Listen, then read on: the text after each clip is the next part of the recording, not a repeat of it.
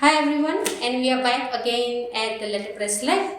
So today I'm going to take out my printer's hat and keep my cleaner's hat, just because it's a very important process of cleaning, and also it is a must after you print anything. It needs to clean it thoroughly, just because some residues might just stick to the printing when you are doing next time. So make sure you are always cleaning your machine when you are printing it. So let's start cleaning.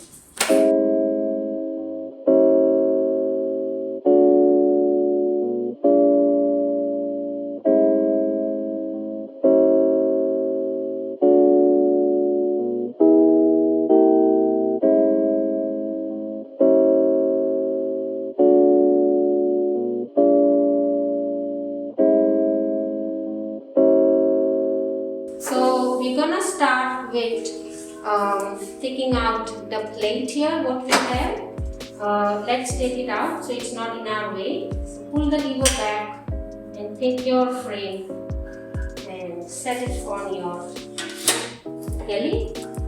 So here, this is out. Now first we will start cleaning this portion, and then we will clean the rollers. So that means this whole cleaning process happens in two sections.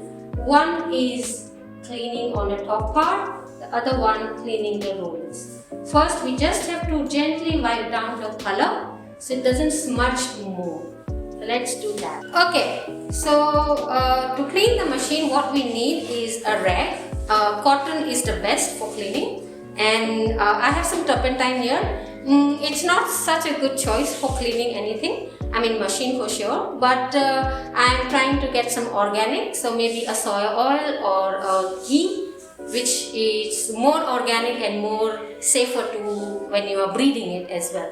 So let's begin cleaning. I'm just gonna dab a little bit and put this on first on this fonts here. So then what will happen, I'm just gonna smudge it a little bit, and there you go, the blue is gone now. So it doesn't need much of turpentine, just a little bit, and it cleans off very nicely. So here my plate is clean now, almost. I just have to give a little bit of a wipe down, and this should be all done. So I have my plate ready. So always try to clean your fonts first, otherwise the color will start going into the counter forms, which is not so good, and then it won't be good for a person who is printing those with the font again. Yeah? Okay, now let's get back to our machine. Alright, so we're gonna start with the top part first here. Clean the rollers and the disc, and then we'll come back to this print rollers. Right? So first we're just going to take some turpentine and dab the color. Because it has gone a little dry, see, it's good to dab it a little bit, and you will see it has started coming out. Yeah? That's why I have a big cloth here. It's easy to cover my hands. Almost like a Miyagi kind of rotation you are doing. While cleaning, it's like a meditation. And you have to make sure each and every little drop that you see is being cleaned. So none of the residues. Sorry, we're gonna go to this one. So put something here. See, it's just coming out in my cloth. So you can always use this machine to do it. So I'm taking out the color first. I'm not even trying to clean it. I'm just dabbing the color. Okay, it's making me blue. Normally, always wear a glove and clean it if you are allergic to color or chemicals. Yeah, it's almost clean now. I'm wiping it now.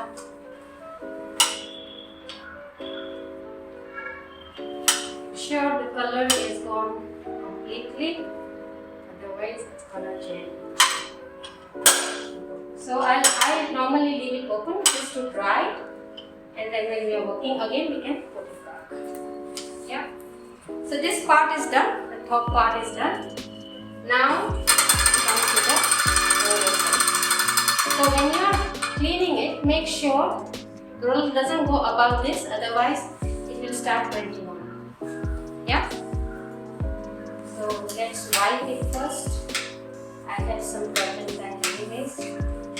Cover it there here. It looks difficult, but it is not. You just have to be careful.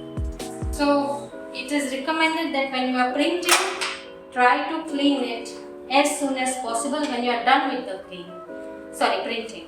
Because otherwise the color will start drying out and it will become difficult for you to clean. So make sure clean it as you finish your print.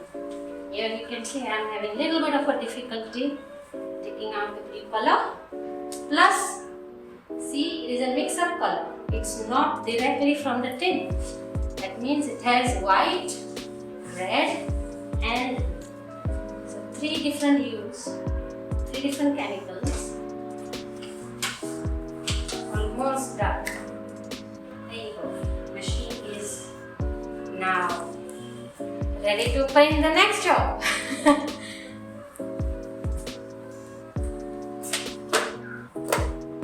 Done. Awesome. Now let's dismantle the frame that we made earlier. And before doing that, I'm going to keep my printer's hat.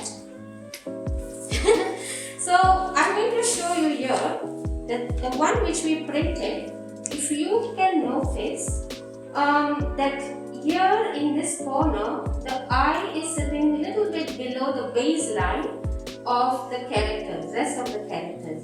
So why this has happened? Now what is happening that when we dismantle any of the frames, it might be possible that this font will shuffle here and there if we do not keep it at the right place.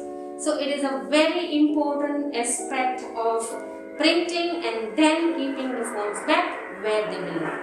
So keeping in their houses is something what we are going to do today. So let's do it dismantling and put the fonts back in their houses. Alright, so I'm going to get the jelly. We know we have used 72 point size. This is pica number 24. I'm going to put it here. You always have to be careful when you are lifting the jelly because they are very heavy. So always be sure you are lifting it like that. Yeah? Okay. So let's dismantle. While we are dismantling, you put the keys and the furniture back in. And then put our keys back. Put this all furniture away. Try to clean the frame. Yeah. And that's away. Let's start with the first word from the bottom. Okay, right. So as we mentioned before, and I was correct, this is 60 point size. And as I was saying that when it was a little bit sitting besides below the baseline, just because this is a 60 point size and we have printed in 72 point size. So now this is what happened when we are dismantling, and people who have used it, they don't keep the thing back again as it belonged to their room. So this is a 60 point size. I am keeping it here, and make sure you don't make these mistakes. And yes, mistakes are good to show you as well, but it's good not to have them, isn't it? So this is all my 72 point size. Now because this is a big metal, you can easily find out your characters, but imagine when you are printing at 6 point size. Ooh, it's difficult. So make sure they belong to their boxes where they have come out from. Okay. Alright, voila, we have done the galley. So before we end the episode today, I'm going to just give you a little introduction to the galley what I have here. So this is an American model of our galley. What you see here is that this portion is meant for lowercase and this is meant for uppercase. Now lowercase means the lower part, like means the small caps, and uppercase means the capitals of it, right? Now if you see here, it almost works like a keyboard menu or a keyboard of a typesetter, like when you are typing something. So normally when somebody is typing it, the letters are actually sitting on the fingertips of the typesetter. So that means he or she knows that when you are typing it, what character they are printing. Same thing with the galley as well. The typesetter knows where the characters are sitting, so he doesn't have to go again and again and see where the letters are sitting.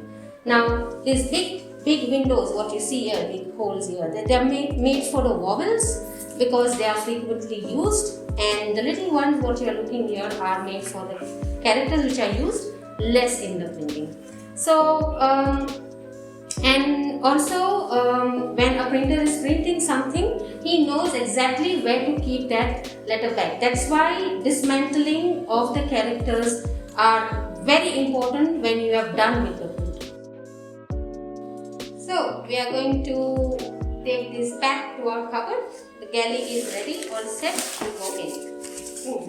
It has become heavy.